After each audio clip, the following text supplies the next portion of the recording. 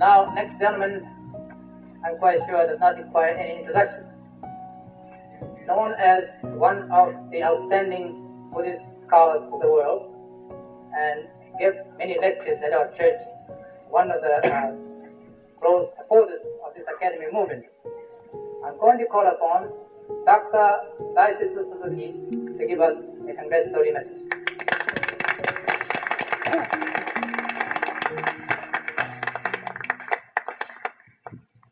Ladies and gentlemen, many years ago, there was a great Buddhist government officer in China. He once visited a Buddhist monastery, and monks took him to a room where many portraits were hung on the wall. The governor, the high government officer, pointed at one of the portraits and asked the monks, "Who is he?" Monks answered, "This is one of the, no, he was, this is the abbot, portrait of the abbot who recently passed away." The governor asked, "Portrait is here, but where is the man?" Monks did not know how to answer that question,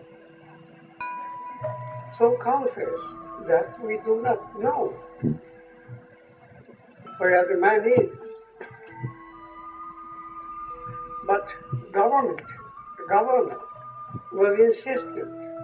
He wanted to know where the man was, or rather where the man is, instead of the portrait. Monks did not know. They consulted among themselves and came to this conclusion that there was a strange monk who came around and staying here with us for a while, and he is now engaged in gardening, working in the garden. He is very likely to answer this question as proposed by the governor. So they hunted him up and brought him to the presence of the governor. Then the governor said to this monk, quite insignificant looking monk, "Reverend sir, I wish to ask you a question. Would you be kind enough to answer it?" Then he said, "Yes, whatever question you may ask, I am willing to answer." Now the governor said, "As you see, here is the portrait of the abbot who I understand passed recently away. Here is the portrait, but I want to know where the man is." Then the monk, gardener, he loudly called out, "Oh, governor!" And the governor said, "Yes, Reverend sir, I am here." Then the monk said, "Here is the man." This concluded the mundo of this question, answer, and the question. Now this is most significant on this occasion where the Shinran Shonin's statue has been unveiled. Here we see a great big statue of Shinran Shonin unveiled, which is cast in bronze, so many feet high and so many pounds in weight, coming over the great ocean of the Pacific and also across a long distance, coming over here on this side of the Atlantic. His serene expression, which can't be seen very well under a big rain hat, but I understand it's full of tender feelings, evidently desirous to transmit a message of brotherhood and equality. Though, according to my view, Americans are in no special need for such message, because equality is the principle of democracy, and brotherhood is one of the favorite themes taught by Christianity. Americans are really overfed with this kind of diet. The presentation of this statue in fact bringing coal to Newcastle. Recently, one of your high government officials translated this into bringing sake into Nada. Nada is a famous place brewing sake. I am not, however, concerned with American feeling, nor with the political meaning of this Shinran statue as reviewed here. What concerns me most is the person of Shinran Shonin, not his statue.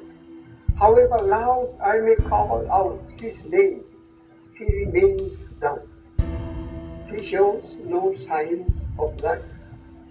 Ladies and gentlemen, what we want most seriously, most urgently, at this very moment is not Shinran Shonin's statue, but his person, most vivaciously alive, and not the person coming out of the pages of history 700 years ago, but the person who properly understands the spirit of the modern world and knows perfectly well how to adjust his teachings to the needs of modern man. I want not a Shinran statue who is gone to the Pure Land so many years ago, but a Shinran Shonin who is back from his trip, long trip to the land of bliss and purity, to this Shabbat world, to this Sahaloka Dhatu, this world filled with all forms inequity or inequality, in spite of our loud and boisterous proclamation. A world also filled with things tending toward a direction altogether opposite universal brotherhood, so-called. Such Shinran, not one Shinran, but Shinrans in the plural, who thoroughly understand the spirit of the modern world, must be discovered among our fellow Buddhists gathered here today. Let them announce, not necessarily loudly, but quietly and persistently, and in a most practical way, what? Not the dead Shinran, but the living Shinran would say and do, not as he said and did in those Kamakura days, but in this modern world, where the atomic bombs may any moment explode again. The present state of things as we are facing everywhere, politically, economically, morally, intellectually, and spiritually, is no doubt a result. Our past thoughts and deeds we have committed as human beings through the whole history, whole length of history. How many years we cannot count. through eons of existence, not only individually, but collectively. I like to repeat, collectively. As such, we are, every one of us, responsible for the present world situation, filled with I would say awesome forebodings. The bombing of Hiroshima was not after all the doing of the American armies, but the doing of mankind as a whole. Not as such, we, not only Japanese and Americans, but the whole world are to be held responsible for the wholesale slaughter witnessed 10 years ago in Japan.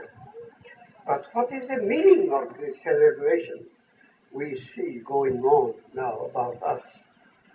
As far as I can see, it must be in finding the living Shinran Shonin, who is surely among us, answering to the call of his name. Only we have not been able to hear his response. Our ears have not yet been fully opened inwardly as well as externally to the still small voice. Perhaps we can hear it, at least a little portion of Shinran's voice. When the Buddhist Academy begins to operate properly, equipped not only in externalities but in spirit and personnel, no doubt Shinran Shonin will find many more things to do besides establishing a school. As it happens, let him start with it and steadily go on doing things not only educational in its narrower sense, but more comprehensively social and spiritual. We must realize that modern civilization is thoroughly oriented towards dehumanizing humanity in every possible way. That is to say, we are fast turning into robots and statues with no human soul. Our task is to get humanized once more. I wish to call out again, oh, Shinran Shonin, here we have the statue, but where is the person? Where are you? Thank you.